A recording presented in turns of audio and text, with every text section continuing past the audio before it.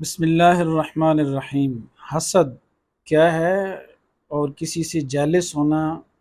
یہ کیا ہے اور اس کا علاج کیا ہے؟ آج ہم اسی کو ذکر کرتے ہیں۔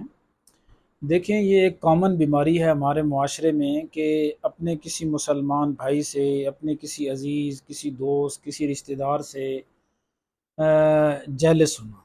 کہ اللہ تبارک و تعالیٰ نے اس کو مال دیا ہے یا اس کی اولاد کو، اس کو بہت ساری اولاد عطا کی ہے، نیک اولاد عطا کی ہے، اس کو اچھا لائف سٹائل عطا کیا ہے، گاڑی ہے جی، اس کی اچھی رہائش ہے، یا اللہ تبارک و تعالیٰ نے کسی کو حسین و جمیل بنایا ہے، اس پر آپ جیلس ہو رہے ہیں کہ یہ نعمت اس سے چھن جائے، میرے پاس آ جائے۔ یا اللہ تبارک و تعالیٰ نے کسی کو عزت دی ہے معاشرے میں، آپ یہ چاہتے ہیں کہ یہ کسی طریقے سے میں اس کی عزت کو خراب کروں اور یہ اس سے چھن جائے۔ مطلب اگر آپ، اللہ تبارک و تعالیٰ نے کسی کو کوئی بھی نعمت دی ہے، مال دیا ہے، دولت عطا کی ہے، علم دیا ہے، حسن و جمال عطا کیا ہے، عزت عطا کی ہے، اور کسی طرح کی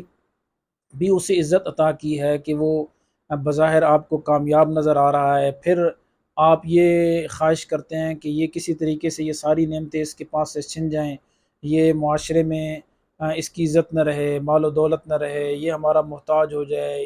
تو اسے حسد کہتے ہیں اور اسے جیلس کہتے ہیں کہ یہ ایک کامن ہے کہ آپ کسی کی نعمت کو دیکھ کر یہ تمنا کریں کہ یہ نعمت اس سے چھن جائے اور مجھے مل جائے۔ تو یہ ایک ایسی بیماری ہے کہ آپ صلی اللہ علیہ وسلم نے ارشاد فرمایا کہ حسد انسان کی نیکیوں کو اس طرح کھا جاتی ہے جیسے خشک لکڑی کو آگ جلا دیتی ہے، جیسے خشک لکڑی کو آگ جلا دیتی ہے، اسی طرح حسد کرنے سے انسان کی نیکیاں ضائع ہو جاتی ہیں، تباہ و برباد ہو جاتی ہیں۔ اس لیے میرے مسلمان بھائیوں، ہمیں حسد کا علاج کرنا چاہیے، اور یہ ایک باطنی بیماری ہے جو انسان کے دل کو لگ جاتی ہے۔ جیسے آپ کو جسمانی بیماریاں لگتی ہیں، کسی کے سر میں درد شروع ہو گیا، کسی کو بلڈ پریشر ہو گیا، کسی کو شوگر ہو گئی، کسی کو کوئی اور بیماری پیش آ گئی، تو وہ ڈاکٹر کے پاس جاتا ہے اور اپنا علاج کرواتا ہے۔ اسی طرح کسی سے حسد کرنا اور جیلس ہونا، اس کا علاج علماء کرام کے پاس ہے کہ ان سے سیکھیں، ان کو بتائیں کہ میرے اندر یہ بیماری ہے، آپ مجھے اس کا کوئی علاج بتائیں، میں اس علاج پر عمل کروں اور میں اس بیماری کو دور کروں۔ لیکن معذرت کے ساتھ کہوں گا کہ علماء کرام جو اس وقت، جو اس امت کے روحانی اطباء ہیں، روحانی ڈاکٹرز ہیں، جن کا کام یہ ہے کہ وہ لوگوں کے اندر سے باطنی بیماریوں کو ختم کریں، حسد کو، اسی طرح یعنی غصے کو، یا لوگوں کے اندر جو بے صبری ہے، ناشکرہ پن ہے، دنیا کی محبت ہے، حب جاہ ہے، ان بیماریوں کو ختم کرنا یہی علماء کا کام ہے، اور معاشرے میں وہ اپنا کردار اجاگر کرے۔ لیکن ظاہر ہے بہت سارے علماء تو صحیح معنوں میں طبیب اور ڈاکٹر ہیں، لیکن کئی ایسے بھی علماء جو بظاہر اپنے آپ کو عالم کہتے ہیں یا ان کے ساتھ یہ لیبل لگا ہوا ہے، وہ خود بیچارے مریض اور بیمار ہیں، خود ان کے اندر یہ بیماریاں پائی جاتی ہیں۔ کسی عالم کو دیکھ لیا، اس کے علم کو دیکھ لیا، اس کے ورع اور تقوی کو دیکھ لیا، اس کی عزت کو دیکھ لیا، اس کے عہدے کو دیکھ لیا، تو پھر وہ جیلس ہوتے ہیں کہ یہ اس سے یہ چیزیں ختم ہو جائیں۔ تو بہرحال یہ حسد اور جیلس ہونا ہے کہ کسی کی نعمت کی زوال کی تمنا کرنا۔ اس کا علاج کیا ہے، آج اسی کو ذکر کرتے ہیں۔ اس کا علاج یہ ہے کہ آپ علمی طور پر سوچیں کہ آپ جب حسد کر رہے ہیں کسی سے، تو اس کا مطلب یہ ہے کہ آپ اللہ تبارک و تعالیٰ کی تقسیم پر راضی نہیں ہیں اور آپ ناخوش ہیں۔ آپ اللہ تبارک و تعالیٰ کی تقسیم پر اعتراض کر رہے ہیں، معاذ اللہ، کہ اللہ نے اسے کیوں مال دیا، مجھے کیوں نہیں دیا، اسے اتنی عزت کیوں دی، مجھے کیوں نہیں دی، اس کے پاس یہ گاڑی، یہ کوٹھی، یہ بنگلہ، لائف سٹائل اس کا اتنا اچھا کیوں ہے، میرے پاس کیوں نہیں ہے۔ بھائی اللہ رب العزت حکیم ہے، وہ جو کچھ کرتا ہے وہ بہتر کرتا ہے۔ کہا جاتا ہے نا، الخیر فیما وقع، جو کچھ ہوتا ہے اسی میں خیر ہے۔ اگر اللہ نے کسی کو عزت دی ہے، مال دیا ہے، کسی کو لائف سٹائل اچھا دیا ہے، تو اس کے شایان شان یہ ہے۔ اگر مجھے نہیں دیا تو میرے لائق یہی ہے۔ وہ بہتر جانتا ہے کہ کس کو میں نے زیادہ دینا ہے، کس کو کم دینا ہے، کس کو یہ چیز اتنی دینی ہے، یہ نعمت اتنی دینی ہے، کس کو اتنی دینی ہے۔ تو بھائی اللہ رب العزت کی ذات پر، اللہ رب العزت کی تقسیم پر یہ اعتراض ہے۔ اس لیے علمی طور پر آپ سوچیں کہ حسد کرنے کی وجہ سے میں ایک تو اللہ کی تقسیم پر اعتراض کر رہا ہوں، دوسرا یہ کہ حسد کرنے کی وجہ سے میں اپنے آپ کو ہی رنج اور غم میں مبتلا کر رہا ہوں۔ ظاہر ہے حسد کا مطلب یہی ہے نا کہ بھئی آپ کہہ رہے ہیں کہ اس سے مال چلا جائے، اس سے دولت چلا جائے، اس کی عزت میں کمی آ جائے، تو اس پر تو آپ قادر نہیں ہیں۔ اگر آپ ساری ہاں تو عقیدہ توحید یہی ہے نا کہ ساری دنیا اکٹھی ہو جائے تو کسی کو نفع نہیں پہنچا سکتی، ساری دنیا اکٹھی ہو جائے تو کسی کو نقصان نہیں پہنچا سکتی اللہ کی منشا اور چاہت کے بغیر۔ تو بھائی جب آپ کسی سے حسد کرتے ہیں کہ یہ نعمتیں اس سے چھن جائیں اور آپ اس کوشش میں رہتے ہیں، تو اس سے تو وہ نعمتیں نہیں چھنیں گی جب تک اللہ کی چاہت نہیں ہوگی۔ ہاں اللہ تعالیٰ تو اسے اور دے گا، یا جیسے اللہ تبارک و تعالیٰ کی تقسیم ہے اس سے الٹا آپ اپنے آپ کو رنج اور غم میں مبتلا کر رہے ہیں کہ دن رات کڑتے رہتے ہیں، اپنی صحت خراب کرتے رہتے ہیں۔ تو بھائی یہ کہیں کہ اللہ تبارک و تعالیٰ نے جو فیصلہ کیا اس میں خیر ہے، میں اللہ کی تقسیم پر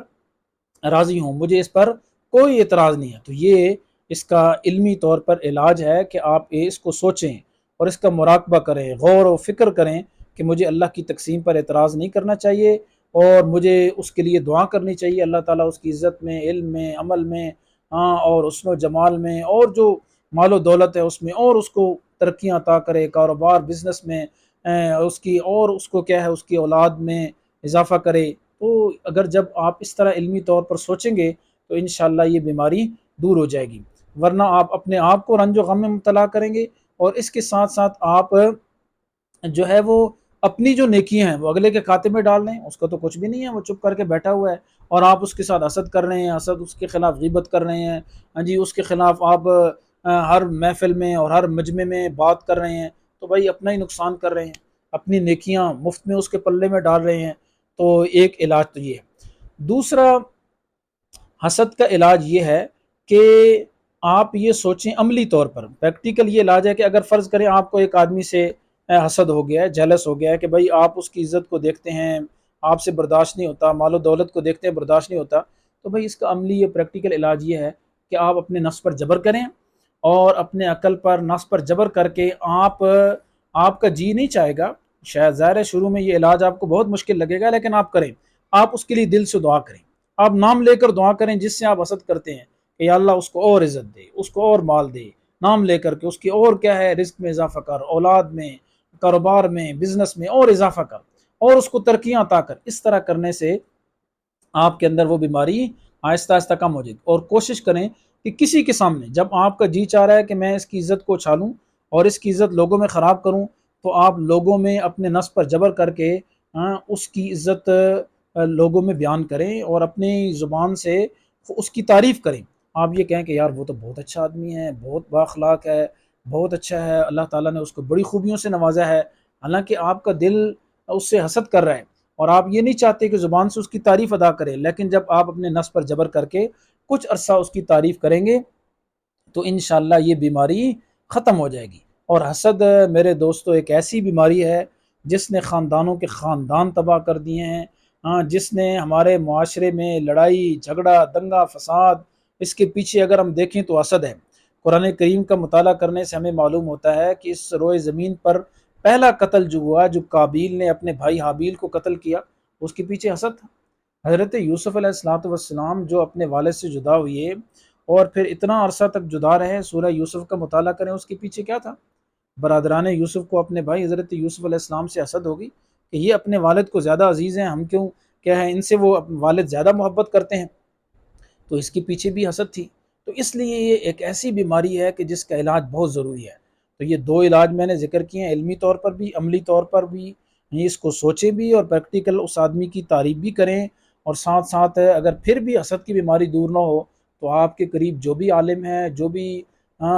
صحیح راستہ لوگوں کو دکھلانے والا ہے، صراط مستقیم پر لوگوں کو چلانے والا ہے، جید مستند عالم دین ہے، اہل حق میں سے ہے، آپ اس سے اپنی بیماری شیئر کریں کہ میرے اندر یہ بیماری ہے، آپ مجھے اس کا علاج بتائیں، پھر وہ جو علاج بتائے اس کے مطابق آپ عمل کریں۔ تو اللہ تعالیٰ سے دعا ہے کہ اللہ تعالیٰ ہمارے سینوں کو حسد سے، کینہ سے، کسی کے متعلق بغض اور نفرت سے، ان تمام چیزوں سے پاک رکھے۔ البتہ آخر میں ایک بات کی وضاحت کر دوں کہ حسد کرنا تو ناجائز اور حرام ہے، البتہ کسی پر آپ رشک کر سکتے ہیں۔ دیکھیں نا، حسد میں اور رشک میں یہ فرق ہوتا ہے، حسد میں تو آپ یہ چاہتے ہیں کہ اس سے وہ نعمت چھن جائے اور میرے پاس وہ نعمت آ جائے، لیکن رشک میں یہ نہیں ہوتا۔ جسے غبطہ کہتے ہیں عربی زبان میں، اس کا مطلب یہ ہوتا ہے کہ آپ نے کسی کو دیکھا کہ وہ مالدار ہے اور وہ اللہ کے راستے میں مال خرچ کر رہا ہے، آپ یہ دعا کریں کہ اللہ تعالیٰ اس کو بھی اور عطا کرے، مجھے بھی مال عطا کرے تاکہ میں بھی اس کی طرح اللہ کے راستے میں خرچ کروں۔ آپ نے کسی کو دیکھا کہ وہ لوگوں کو فائدہ پہنچا رہا ہے، تو آپ یہ دعا کریں کہ یا اللہ اس کو اور ترقی دے، اور مجھے بھی اتنا عطا کر، علم عطا کر، مال و دولت عطا کر کہ میں بھی لوگوں کو فائدہ پہنچاؤں۔ اس لیے حدیث میں آتا ہے نا کہ دو آدمیوں پر رشک کرنا جائز ہے، ایک وہ عالم جسے اللہ رب العزت نے علم عطا کیا اور وہ دن رات علم کو پھیلاتا ہے، خرچ کرتا ہے، لوگوں کو سکھاتا ہے، اور دوسرا وہ مالدار جسے اللہ رب العزت نے مال عطا کیا ہے اور وہ لوگوں کے فائدے کے لیے مال کو خرچ کرتا ہے، اپنے عزیز و اقارب میں، رشتہ داروں میں، اپنے بہن بھائیوں میں، اپنے والدین پر، اپنے گاؤں کے لوگوں پر، پڑوسیوں پر، جی، اور مسلمان کمیونٹی پر، رفاع عامہ کے کاموں میں وہ اپنے مال کو لوٹاتا ہے اور خرچ کرتا ہے۔ فرمایا ایسے آدمی پر بھی رشک کرنا جائز ہے کہ اللہ تبارک و تعالیٰ نے اسے مال دیا، ہمیں بھی مال دے کہ ہم بھی اللہ کے راستے میں خرچ کریں۔ تو یہ رشک کرنا تو جائز ہے، لیکن حسد کرنا جائز نہیں ہے، حسد کرنا حرام ہے۔ دوبارہ میں عرض کر دوں کہ حسد کا مطلب یہ ہے کہ کسی کی نعمت کو دیکھ کر آپ یہ تمنا کریں کہ وہ نعمت اس سے چھن جائے، میرے پاس آ جائے، اور رشک کا مطلب یہ ہوتا ہے کہ آپ کسی سے کی نعمت کو دیکھیں اور آپ یہ دعا کریں کہ یہ نعمت اس کے پاس بھی رہے، البتہ میرے پاس بھی آ جائے، تو یہ جائز ہے۔ اللہ تعالیٰ سے دعا ہے کہ اللہ تعالیٰ ہمیں عمل کرنے کی توفیق عطا فرمائے۔